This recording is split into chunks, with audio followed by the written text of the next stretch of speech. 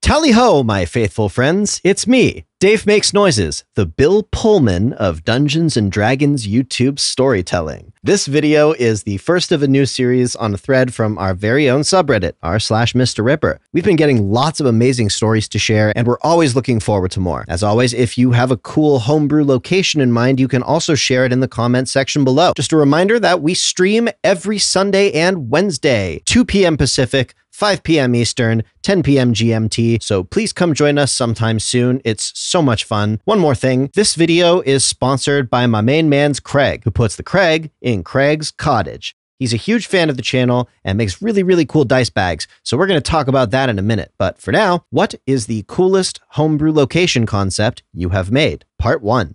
For me, I think it would be cool to have a city of necromancers. They would be good necromancers who use their magic to have an army of skeleton workers and builders. When someone dies in the city, they can opt to have their remains work for eternity, and in exchange, the living family will receive a lump sum of money, called life insurance. Hello, you little butter-basted potato pillows of glorious goodness. We have a new sponsor this video, Craig's Cottage. Are you a dice goblin? Do you have trouble taking all of your dice to your gaming sessions? Need to upgrade your dice bag from the Crown Royal bag you've been using for a decade? Visit Craig's Cottage on Etsy for a selection of unique and original crochet dice bags, made with love in every stitch. But senpai, you ask, I know how to crochet too. Well, you're in luck. Craig's Cottage also sells the patterns for all of the dice bags they offer. If you want the MrRipper hookup on a dope D-bag or a pattern to craft your own, then go to etsy.com/shop/Craig's Cottage and use coupon code RIPDADDY. Good through October 20th of 2020 for 20% off your entire order. No minimum purchase required. Additionally, orders of $35 shipping within the US will automatically get free shipping. And sub to MrRipper for nat 20s. Mwah. Now, at this point, you may think that Rip Daddy told me to go crazy writing this ad and just do my thing, but it may tickle you to know that Craig, of Craig's Cottage fame, wrote this entire ad, and I didn't change a word of it. Reading this ad for the first time brought a tear to my eye. It is a thing of beauty. Craig, you are perfect. I love you, bro. Thank you for this. Everybody out there, this is Dave speaking now. You better go show our man's Craig some love. He's one of ours. God's Blind Spot. I got inspiration for this one off an SCP. I love SCPs. But the idea is as follows. A city that has been completely untouched by all the gods of the world. For some reason, gods are barred from entering or affecting the area. As a result, magic doesn't work in the region, and nobody can die. It's kind of like a piece of pandemonium was carefully cut out and glued onto this one spot on the material plane. Anyone who makes a successful, very high Arcana check can exert control over the area as though they were a god. Stone Tree City, a dwarven city located halfway up a mountain. The entire trek up is covered in gray trees that, upon closer inspection, are actually intricately wrought sculptures of stone down to the veins on the leaves. Dwarven craftsmen are put through this test to prove their mastery with their hands, and it sometimes takes them up to 20 years to complete a tree. Not a location, but 3-in-1 magic shop. So the party would be out in the world, and they would encounter this massive door in a stone arch. It would be about 10 feet tall and 6 feet wide. Once they opened the door, one of 4 things would happen, and they could enter as they choose. Nothing. The Iron Donkey, a magic shop that sells joke items, like the Sword of Swords, the Pen of Writing, or the Hammer of Hammering. It would be run by an old half-orc. All the items are indeed enchanted, just badly. The Cursed Dragon, a magic shop that sells cursed items, weapons, armor, and pets. It would basically be fantasy Goodwill. All the items would be marked at lower prices, and the owner is very open about what the items and their curses do. The party can even sell cursed items. The owner can remove them if needed. Castle Co., a massive magic shop, at least 2,000 square feet, that allows the party to not only buy magic items, but buy them in bulk, like a 10-pack of health potions. But they wouldn't just have small items. How about a horse made out of clay that can never die? There would be tags on the items and lots of different people in the shop, including some monster shopping. Just don't start a fight. There is security. However, before they are allowed to enter, they must buy a membership card. The first down payment is 20 gold pieces, 2 platinum pieces, followed by a monthly fee of 2 gold pieces. They then will be given a card that allows them to enter and create a portal to Castle Co. The coolest, as far as my players have said, is probably the Sea of Time. The Sea of Time was an underground lake in a massive cave illuminated by glowing crystals. At one point in the distant past, the lake and surrounding area were above ground, but something caused the land to be buried millennia ago. At the center of the lake was a huge castle town with walls made of white granite. The catch? The entire lake and town were perpetually frozen in time. The lake had crashing waves, frozen mid-crash.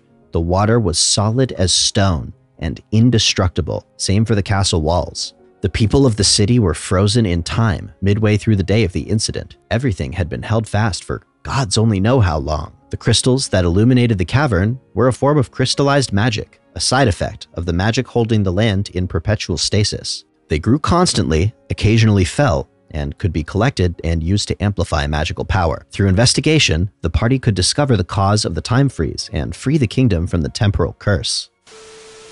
Lor Cottital, a sprawling metropolis located on twin mountains. Each mountain used to be its own city, Lor's and Sadet, until Sadet unified with Lor's. There's a large bridge, the White Stone Bridge, that connects the two sections together, and it overlooks a deep and dark cavern where the mines are located. The bridge itself is clad in steel to fortify its sides and armed with ballistas and catapults against possibly invading forces. Below the bridge and at the bottom of the river is a seething river that provides water to the people and is created from snow at the top of the mountains. In addition, each section of the metropolis, the cities of Lors and Sadet, is encircled by a series of concentric walls that get higher and higher as the altitude of the mountain also increases. Think Attack on Titan. Lor Cottital was the capital of the human nation of Zemo. Its mountains are rich with metals, jewels, and Masonic stones, good for strong weapons, elegant jewelry, and building materials.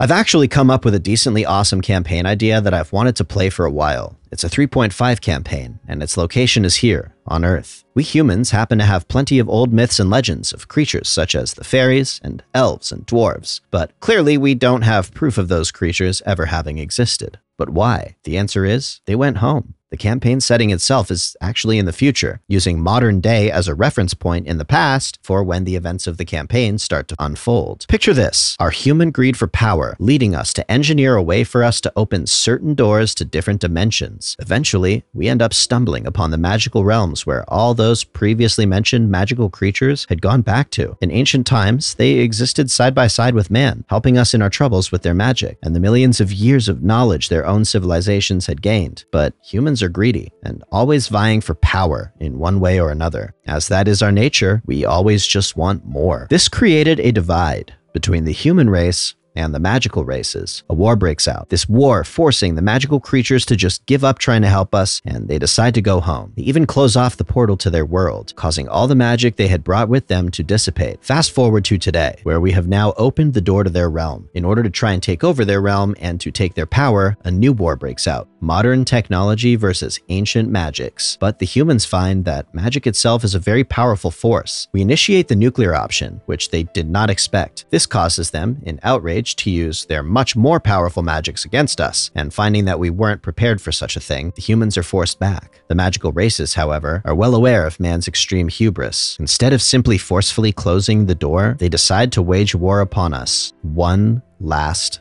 time. The onslaught is 1,000 times worse than we could ever imagine. The whole of modern civilization is nearly wiped out. Specieside doesn't entirely occur, but humans are reduced to numbers in the thousands, all the way from where we are at today, in the billions. The magical races then feel the need to take back what was once theirs, reclaiming lands where they once roamed. Fast forward again a few thousand years, and after having reclaimed much of the lands they used to rule over, humans and magical creatures are once again making the attempt to work together. At least some of us are. There are multiple factions now, one against the magical races carrying a chip on their shoulders for what they had previously done, one of them religious, trying to spread the word of a new supposed messiah, and multiple factions of magical races, including the Fey Court, the Elven Court, and a hybrid association of humans and various magical races. In addition, the magic that had once existed has begun to leak back into the world, although unless you have a firm grasp on how it's used, there could be some consequences. For example, if you're casting a spell and you're not properly harnessing magic, you could lose your hand. And not only do you lose your hand, you find out your hand was a blatant pervert with a mind of its own and a will to grab every butt in sight and then blame it on you. I work on the backstory of this campaign every once in a while out of boredom, but nothing in terms of playing it has really come to fruition yet. Yo, join our Discord, get this campaign going. You will find some players. That sounds amazing. Oh my God. Hello, my fragrant, fragile flowers of infinite fractal expansion. Thank you for extending your stunning petals in the direction of this video and pollinating it with your plentiful comments. Once again, I just wanted to thank our friend, community member, and sponsor, Craig's Cottage, for not only supporting this channel, but for making my day with that amazing ad. The fact that you put that much thought into having me read it fills me with gratitude. You rule, dude. Everybody, please go check out Craig's Etsy shop and, as the man himself put it, get you a dope D-bag today. Quick reminder to please check out our live stream every Sunday and Wednesday at 2 p.m. Pacific, 5 p.m. Eastern, 10 p.m. GMT, and a humble request to join our subreddit, r/MrRipper, and our Discord, linked below. If you're a DM looking for a party, you will find no shortage of eager players at all levels of experience in our Discord server. Pop on over and get a game going. Let's roll some dice, fam. While we're on the topic, the rest of the Discord is chaos incarnate, so just kind of mentally prepare yourself for that and participate as much or as little as you desire. Shouts out to our mods, admins, and attack squirrels. You the real MVPs. By the way, we have a merch store, so if you feel like supporting the channel, feel free to pop on over there and have a browse. We got some cool stuff available, shirts and probably like coffee mugs and what have you. Anyways, if you're new around these parts, please say hello in the comments. If you're an old timer, tell me your favorite song of all time. Thanks again for watching. We're so happy to have you in our world and to be a part of yours. Please sub for Nat 20s. Love unconditionally. See you in a couple days.